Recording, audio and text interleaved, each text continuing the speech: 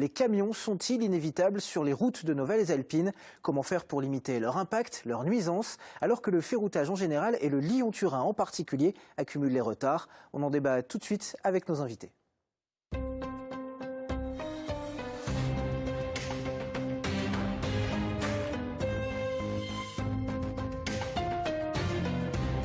Et pour débattre de cette vaste question, j'accueille ce dimanche Anne Lasman-Trappier. Bonjour. Bonjour. Vous êtes la présidente de France Nature Environnement Haute-Savoie et de Inspire, association qui milite pour la qualité de l'air dans la vallée de l'Arve. Face à vous, François Chemin. Bonjour. Bonjour. Maire de Fourneau, maire socialiste. Fourneau, c'est la porte d'entrée du tunnel du Fréjus. Vous êtes également conseiller régional. Xavier Roseraine, bonjour à vous aussi. Député Bonjour. Renaissance de la 6e circonscription de Haute-Savoie, celle du Mont-Blanc. Enfin, Philippe Rollet, bonjour. Merci d'être avec nous. Vous êtes le maire d'Yvers sans étiquette de Saint-Jean-de-Maurienne. Quand on parle des camions, mesdames, messieurs, dans les vallées alpines, on pourrait dire qu'on a presque affaire à un vieux serpent de montagne, vous excuserez le jeu de mots. On a l'impression qu'en fait c'est un problème insoluble. Vous qui êtes associatif ou élu, comment vous abordez la question? Quel est l'état d'esprit quand on vous parle de camions? C'est quoi? C'est de la combativité, du fatalisme ou une forme d'agacement? Anne Lasman-Trappier. Ça fait 20 ans qu'on demande exactement ce qu'on va proposer là. Donc il y a une partie de combat. Et là, j'espère que cette fois-ci, on va vraiment réussir à renverser les choses parce qu'on a vraiment une situation qui est inacceptable. On ne peut pas accepter de renvoyer les camions du tunnel du Mont-Blanc quand il va fermer pour de longs travaux sur le tunnel du Fréjus et sur Chambéry à la Maurienne. Qu'en pense la Maurienne? Justement, vous êtes tous les deux des élus de Maurienne. Les camions, c'est insoluble? Ça fait, comme l'a dit notre collègue, un certain temps qu'on en parle. Il y a 20 ans, on manifestait au moment, peu après l'incendie du Mont-Blanc, pour qu'effectivement on ne récupère pas l'ensemble des camions qui ne trouvaient pas de destination. 20 ans après, on n'a pas spécialement avancé énormément. Donc c'est un sujet de tous les jours. Xavier Roseraine. Moi, je me rappelle les premières fois où on était à manifester contre du coup l'ensemble des camions. On voit le bout du tunnel parce qu'avec à la fois le Lyon-Turin et à la fois aussi ce qui est prévu sur la ligne traditionnelle Modane-Dijon, il y a des solutions de mettre des camions du coup sur le fret. On est aussi inquiet sur les prochaines années avec la fermeture pour travaux du tunnel du Mont-Blanc. On y reviendra, on expliquera cette fermeture qui va effectivement considérablement impacter et la vallée de l'Arve et la Maurienne. Mais je vous en prie, continuez. Et donc aujourd'hui, on a au moins une issue. Elle est longue, elle est trop longue, mais en tout cas, on a une issue avec le Lyon-Turin. Sur le marché à Saint-Jean, est-ce qu'ils vous en parlent, les gens, en disant « ras la cascade des camions » ? Oui, alors c'est régulier, puisque historiquement, on a eu des camions partout, même dans nos cols, ce qui est plutôt désagréable, en tout cas en montagne, et pas très adapté.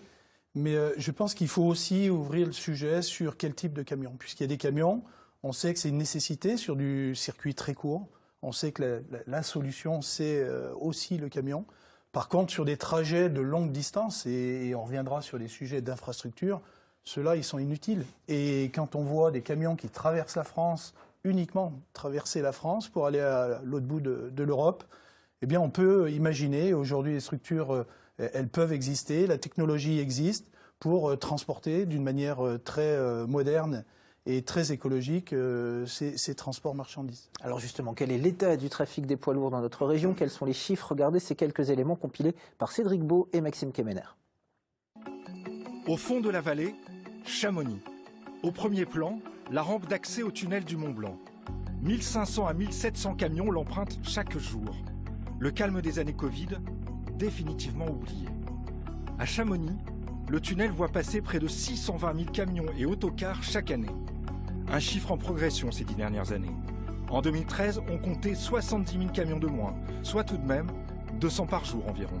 Des poids lourds qui traversent une vallée de l'Arve, très sensible aux problèmes de pollution. Mais en Maurienne, aussi, les impacts sont nombreux. La vallée est la porte d'entrée d'un autre grand tunnel, le Fréjus.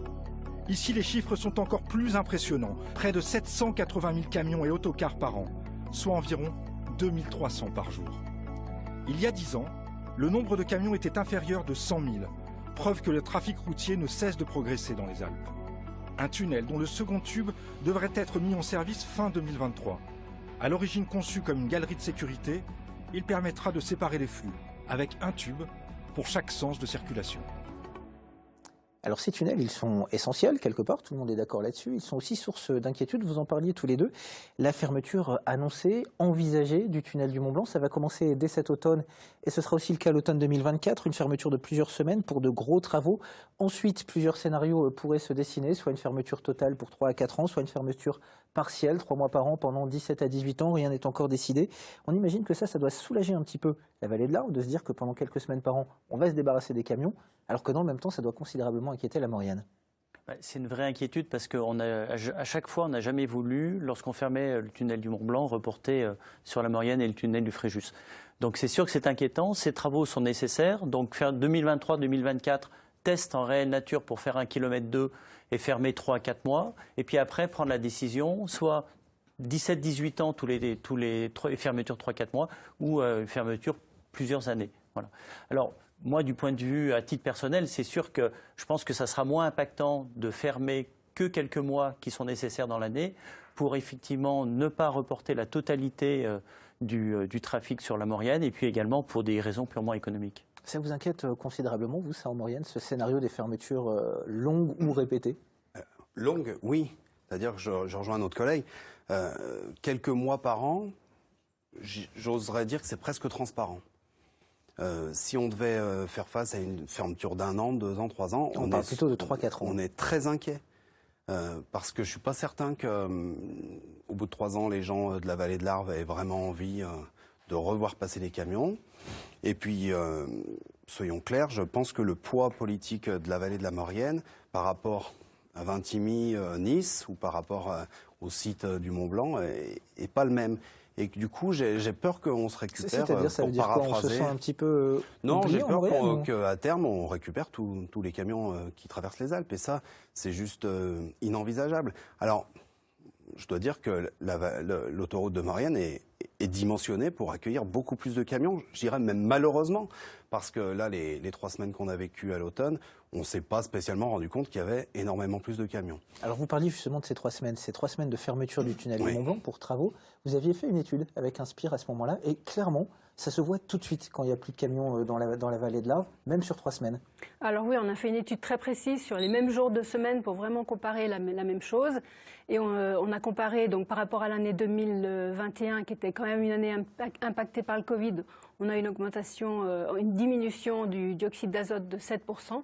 Et puis par rapport à 2019, qui est l'année comparable avant le Covid, là on a une diminution de 30% des émissions de dioxyde d'azote. Alors il y a une partie, c'est l'amélioration des poids lourds, mais on ne peut pas tout expliquer avec ça. Donc la diminution du trafic du tunnel du Mont-Blanc a un impact vraiment direct sur la qualité de l'air de la vallée de Chamonix. Si ça se ressent directement dans la vallée de l'Arve en positif, on imagine que ça se ressent assez néfastement dans la Maurienne.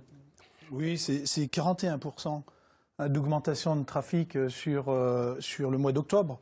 Donc les chiffres aujourd'hui parlent. Alors c'est vrai, moi je trouve le travail assez remarquable. Donc 41%, ça fait globalement 3000 camions par jour. Hein. C'est ça. Je trouve remarquable le travail associatif, et c'est là où je crois qu'à un moment il faut enlever ces clivages, les associations environnementales qui sont favorables plutôt à des projets ou de non grosses structures comme le Lyon-Turin. Je pense qu'on doit faire ce travail en toute confiance, puisque aujourd'hui on a besoin aussi d'éléments pour mesurer l'impact, et je crois que c'est cette phase d'étude qui va être faite sur 2023 et 2024. Après, le positionnement de la Maurienne, à l'échelle du syndicat de Pays de Maurienne, a été très clairement contre une fermeture totale sur 3 ou 4 années, liée justement à cet impact fort sur l'environnement. On va plutôt privilégier des coupures sur 3 mois, 4 mois, plutôt la saison automnale. Mais un autre phénomène aussi nous inquiète, c'est-à-dire, je dirais, le gros intérêt, c'est pouvoir peut-être de ramener sur du ferroutage. Sauf que dans cette même période, on va avoir un impact fort du grand chantier Lyon-Turin sur des sillons ferroviaires, mais également sur une remise en état de la ligne historique entre Chambéry et Modane, avec là également des contraintes fortes sur les sillons. Donc peut-être c'est aussi travailler la temporalité. Est-ce qu'on peut le faire dans 2026 ou 2027, ou attendre une mise en service du tunnel de base. Ça, c'est les vrais ça reporte sujets. de 10 ans. C'est 2032 dont le meilleur des cas. Pour la rénovation du Mont Blanc. Hein. Donc, ce qui veut dire qu'il faut ouvrir quand même ce débat, qui est peut-être une solution et qui permettrait en tout cas de faire absorber par le ferroutage une grosse partie du fret, ce qui ne serait pas possible sur... Avant d'aller sur le ferroutage et le Lyon-Turin, qui sont deux gros sujets, j'aimerais qu'on revienne sur un autre dossier qui concerne plutôt la vallée de l'Arve cette fois, c'est cette aire de régulation du Fayet dont on parle souvent. On va voir les images pour expliquer un petit peu ce que c'est cette aire de régulation. C'est là où patientent les camions quand il y a trop de monde au tunnel du Mont-Blanc. C'est là aussi qu'ils se font peser et contrôler. On contrôle notamment qu'il n'y ait pas de matière dangereuse, pas de problème. Cette aire de régulation, elle pose des soucis parce qu'elle est située juste au pied d'un viaduc, c'est-à-dire que quand les camions redémarrent, ils sont à froid et ils fournissent un effort considérable pour monter ce viaduc qui est assez impressionnant, le viaduc des Aigras. Est-ce qu'il faut la déplacer? Il y a 3 ans déjà, Emmanuel Macron, en visite en Haute-Savoie, a trouvé l'idée pas mauvaise, pour reprendre ses mots. On en est où aujourd'hui? L'idée a fait du chemin parce que sur l'interpellation du maire de Passy, qui est directement concerné, on a rencontré bien sûr ATMB, l'ancien président, on rencontrera le nouveau président de l'ATMB. Et puis on a surtout écrit au ministre des Transports pour qu'on ait une étude réelle de est-ce que lorsque le camion redémarre à froid, il y a un vrai impact, et à ce moment-là, si oui, et envisager du coup de déplacer ces terres, pas pour reporter la pollution plus loin, mais simplement parce que lorsque vous redémarrez sur du plat, avec peut-être une inversion de température qui sont moins exposées, on aurait un vrai effet sur la qualité de l'air. Donc oui, on continue et faisons une étude en toute transparence pour savoir si c'est nécessaire ou pas de déplacer ces terres. Anne Lassemène-Trappier, les associations, elles en pensent quoi de cette terre qui est située à 500 mètres d'un lycée et qui interpelle depuis très longtemps? C'est un sujet très ponctuel, il faut le traiter et c'est bien de le prendre en compte.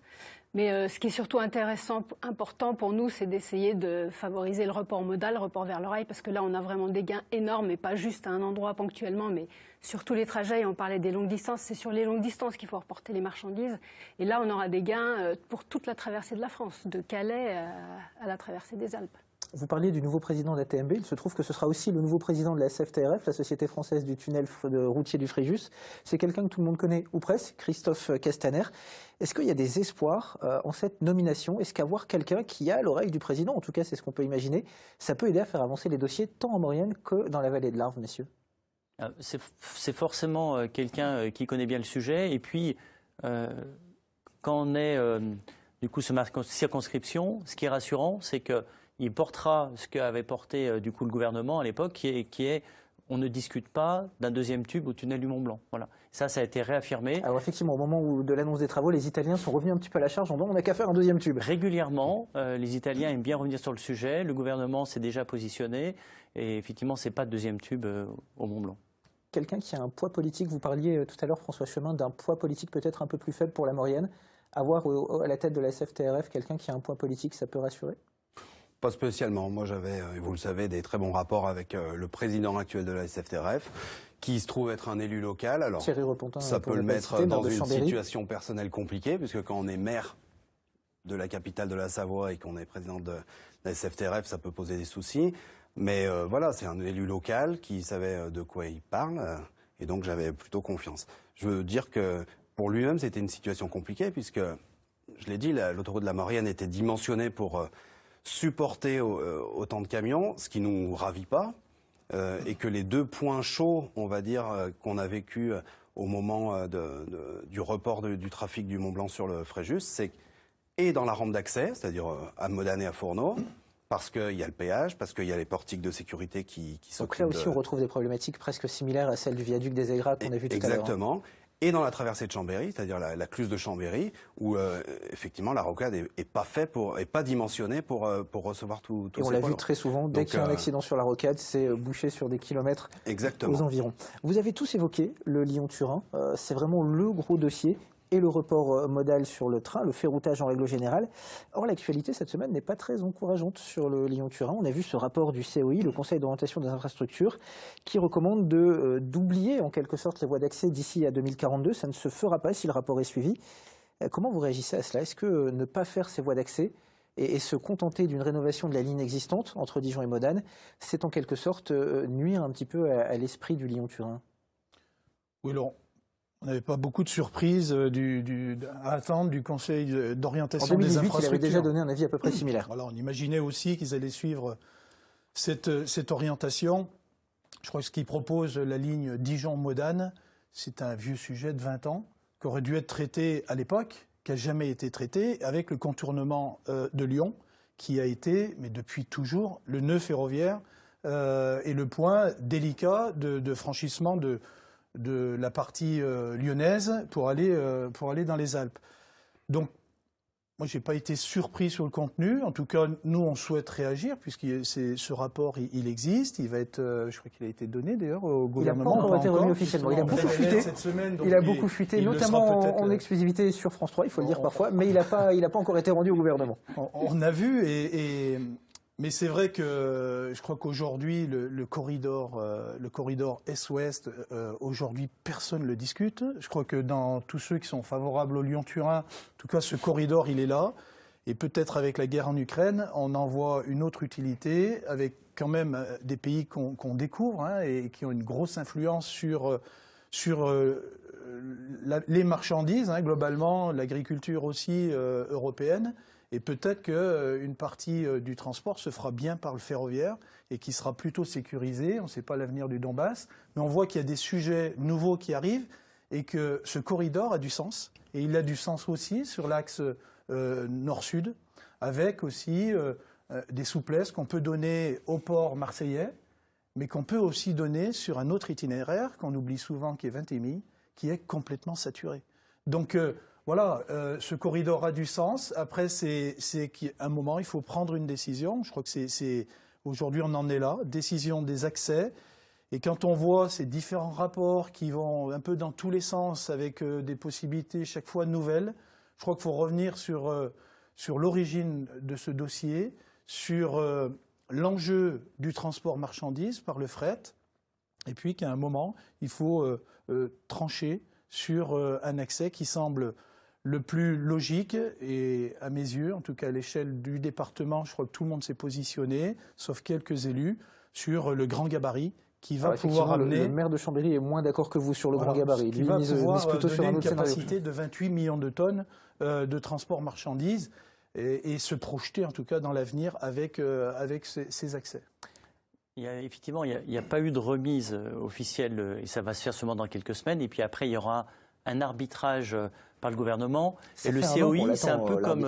L'arbitrage du gouvernement sur la décision des voies d'accès, il est attendu depuis un an quand même. Oui, mais comme il y avait le COI, il y a le corps pour les retraites. Ça veut dire qu'il y a plusieurs scénarios qui vont être proposés. Et j'ai même lu, du coup, dans la presse que même au niveau du COI, ils n'étaient pas tout à fait d'accord sur les différents scénarios. Une minorité semblait donner la priorité aux voies d'accès, c'est ce qui semble se dire, mais le rapport ne va pas dans ce sens-là. Et c'est une évidence avec l'ensemble des élus locaux. Et la dernière fois qu'on a rencontré le ministre des Transports avec Éric Fournier, maire de Chamonix, il nous a redit que le scénario du grand gabarit était le plus ambitieux parce que c'est 5 millions de personnes et parce que c'est 1 million de camions de moins sur la route. Donc on va rappeler, le scénario du grand gabarit, vous en parlez tous les deux, c'est celui avec un grand tunnel sous la Chartreuse et une voie exclusivement dédiée au fret. Exactement, qui permet de faire passer le plus de fret et de mettre 1 million de camions par an sur les routes. Pour vous donner une idée, 1 million de camions, c'est le double de ce qui passe actuellement au Mont-Blanc. Anas Maltrapié, le ferroutage, ça ne peut passer que par le Lyon-Turin. Et comment vous réagissez, vous, à ce rapport et à cette décision qui potentiellement peut impacter l'utilité même de ce tunnel transfrontalier ? Justement, on a un sujet qui est vraiment d'actualité, qui est pour cette année, le tunnel du Mont-Blanc va fermer, l'année prochaine aussi, l'année d'après, etc. Donc il faut trouver des solutions bien plus rapides que des futures solutions qui sont promises depuis longtemps. En 2002, au moment de la réouverture du tunnel du Mont-Blanc, le ministre des Transports de l'époque nous disait « Patientez, bonnes gens, on va vous faire le Lyon-Turin et en 2012, vous n'aurez plus de camions chez vous, il faut juste attendre quelques années. » C'était il y a 10 ans. C'était il y a longtemps et aujourd'hui, on commence à peine à amener le tunnelier et à commencer à creuser. Donc pour nous, il faut vraiment des solutions rapides et ça passe par la voie existante. Et c'est sur cette voie existante qu'on faisait passer... Donc la Dijon-Modane, oui. dont le rapport dit que si elle était rénovée, elle pourrait supporter 16 millions de tonnes, 16 millions 8 ce que les syndicats de la SNCF démontent formellement pour le coup. Alors, dans un premier temps, c'était une demande d'Elisabeth Borne. Il fallait que SNCF Réseau montre comment faire passer 10 millions de tonnes de marchandises sur cette ligne ferroviaire. Et donc, l'étude, elle est un petit peu connue. C'est tout à fait faisable. C'est pas des gros travaux. On est bien en dessous d'1 milliard d'euros. Et par contre, on pourra faire passer à moyen et court terme plus de marchandises, et c'est ce qu'il faut. Il faut commencer tout de suite. Après, si dans 10 ans, dans 15 ans, dans 20 ans, le Lyon-Turin vient apporter encore des capacités supplémentaires, et à ce moment-là, on peut fermer les tunnels routiers aux gros poids lourds de longue distance, c'est parfait. Mais il ne faut surtout pas s'interdire d'agir tout de suite, alors que la situation, c'est aujourd'hui qu'elle est... Alors je parle du syndicat de la SNCF, c'est la CGT qui conteste ces chiffres, mais c'est à vous. Mais en fait, je partage l'analyse parce qu'on aura livraison du tunnel de base 2032-2035. Et après, pour les accès, on aura à peu près 10 ans pour le faire. Et on sait qu'on a voté dans la loi LOM, les parlementaires, 700 millions pour améliorer la ligne existante aujourd'hui, qui est Modane. En fait, ces 700 millions, il faut les mettre de suite. Concrètement, si on met 700 millions sur la ligne, elle est modernisée à quelle échéance et au bout de combien de temps on peut voir un effet sur la circulation routière des camions? Alors, ça sera pas à l'échelle du Lyon-Turin, mais tout ce qu'on aura pu enlever sur la route, ça sera là. Et les deux sont indispensables parce qu'on est sur des calendriers qui sont complètement différents. Donc faisons les deux. Mettons les 700 millions pour rénover, et peut-être un peu plus maintenant avec l'inflation, pour rénover cette ligne et faire passer un peu plus de camions sur le train. Et puis attendons du coup le Lyon-Turin. Et sur le Lyon-Turin, c'est pour ça qu'il faut une décision rapide maintenant. En fait, les accès, c'est 10 milliards. Sur 10 milliards, la moitié est prise par l'Europe. 10 milliards si on fait le grand gabarit, c'est un peu moins si on a un autre moi, je souhaite qu'on reste sur le grand gabarit. Vous êtes favorable au grand gabarit. 10 milliards avec le grand gabarit. L'Europe s'est engagée à en prendre un peu plus de 50%, donc en gros... À la condition qu'on remplisse les dossiers de subvention, ce qui n'a pas été fait cette année. Et qu'on aille assez vite. Et qu'on prenne la décision du grand gabarit. Après, il reste 5 millions. L'État, aujourd'hui, s'est engagé à prendre 2,5 millions et on attend quand même la région et qu'ils accélèrent un petit peu et qu'ils donnent leur feu vert en disant « Ok, on va participer » parce que c'est quand même il y a quand même un gros souci qui concerne la Savoie sur ce scénario de la ligne existante. Ça veut dire que si on fait ça, on fait passer 100 à 200 trains par jour à Aix-les-Bains ou Chambéry. Voilà, et ça, dans la Savoie des plaines, on est beaucoup moins enthousiaste. Mais il y a pas que ça. Effectivement, la ligne historique peut reprendre du trafic. Soyons clairs, c'est dans ses possibilités. Si on arrive à 17 millions de tonnes sur cette ligne-là, c'est 200 trains par jour à Chambéry. Attendez, c'est pas ce que je vous dis. Ce que je vous dis, c'est qu'on peut en reprendre. Mais c'est des chiffres. Et la réalité, c'est que les règles que s'est donné RFF, enfin la SNCF à une époque, ou RFI, c'est qu'il n'y a pas 2 trains qui se croisent dans le tunnel. Et que selon si on accepte que 2 trains se suivent dans le tunnel, on est à un maximum de 50 trains par jour. Alors vous allez me dire, aujourd'hui, il y en a entre 25 et 30 qui passent, donc il y a un peu de marge, mais c'est pas si simple que ça. C'est-à-dire que oui, on a des tuyaux qui marchent bien de chaque côté, mais au milieu, il y a un entonnoir, et l'entonnoir, il est limité. Donc le tunnel, qui a 150 ans, rappelons-le quand même, il a 150 ans, il est plus fait pour faire passer 200 trains par jour. Et ça, c'est 200 trains, je parle aux spécialistes, 200 trains complets quand ils sont en pleine, mais comme il faut les couper en 2 parce qu'il y a de la pente, ça en fait plutôt 400. On a l'impression, et vous le disiez un petit peu, et aucun de vous n'était en responsabilité à l'époque, mais on a l'impression que depuis 20 ans et depuis la fermeture du tunnel du Mont-Blanc pour cause d'incendie, rien de tout cela n'a vraiment avancé. Est-ce qu'aujourd'hui, on n'est pas tous en train de payer une espèce d'attente, de procrastination sur ces dossiers-là? C'est même pire que ça, puisqu'il y a 20 ans, on avait 10-11 millions de tonnes de marchandises sur cette ligne, et qu'aujourd'hui, on est tombé à 3. 70% de chute de trafic ferroviaire, ça représente quand même 500 000 camions de plus sur les routes. C'est vraiment pas... Alors que les objectifs en fret sont plutôt ambitieux. Le gouvernement veut passer la part du fret de 9 à 18% dans le transport de marchandises d'ici à 2030. C'est demain, 2030. Et c'est pour ça que je partage, et sur plein d'autres sujets, si on prend la dette de la France ou la réindustrialisation de la France, il y a des années, il y a 10-20 ans, on pensait qu'on pouvait ne plus avoir d'industrie en France. Et puis aujourd'hui, on fait vite marcher derrière parce qu'on sait que c'est là que ça crée de la richesse. Donc oui, on a vraiment pris du retard, sauf qu'aujourd'hui, on a la conscience qu'il faut le faire, les décisions.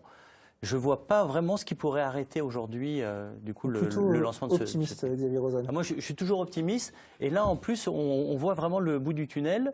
Il faut vraiment, par contre, prendre la décision rapide sur ces accès et choisir le grand gabarit. La Maurienne, optimiste ou inquiète, messieurs? Non, le pire, c'est l'indécision. Et je crois que sur beaucoup de sujets, vous avez raison, on peut mettre les mêmes, je dirais le sujet hospitalier, le sujet de l'industrie, ou le fait depuis plusieurs décennies, de ne pas avoir pris les bonnes décisions, en tout cas des réflexions qui soient saines. Qu'est-ce qu'on veut de notre France? Cette France qui était innovante, cette France qui était ambitieuse. Aujourd'hui, il n'y a plus rien de ça. Moi, je me rappelle la SNCF avec régulièrement des records de vitesse, régulièrement des nouveaux TGV, des lignes qui s'ouvraient et des infrastructures lourdes. Le sujet était décidé en haut lieu, avec une direction, avec des objectifs. Je crois qu'aujourd'hui, on a perdu cette phase-là. Et en fin de compte, sur Lyon-Turin, il y a une décision à prendre qui est immédiate. En même temps qu'on doit prendre aussi des décisions. Et sur d'autres voies ferroviaires de fret. Alors après, le Lyon-Turin, il y a une décision immédiate, c'est ses accès. Puisqu'aujourd'hui, j'entendais un chantier qui démarre ou un chantier... Moi, je vous invite à Saint-Jean-de-Maurienne, je vous invite en Maurienne. Venez voir, tout est chamboulé. Le chantier est parti, les appels d'offres ont été donnés. Donc on sait que les 3,5 milliards vont être dépensés dans les années à venir, avec 8 tunneliers qui vont être en route très bientôt. Tant du côté des associations que du côté des élus locaux, la conscience d'agir est bien présente, ça on a pu le constater aujourd'hui. Merci à vous 4 d'avoir été nos invités ce dimanche. Le temps a filé assez vite. La semaine prochaine, nous parlerons de nouveaux transports, mais de voitures. Les zones à faible émission, elles concernent Annemasse, Annecy, Chambéry. Les plus pauvres vont-ils trinquer? Ce sera la question que nous poserons. D'ici là, passez tous une très belle semaine sur France 3 Alpes.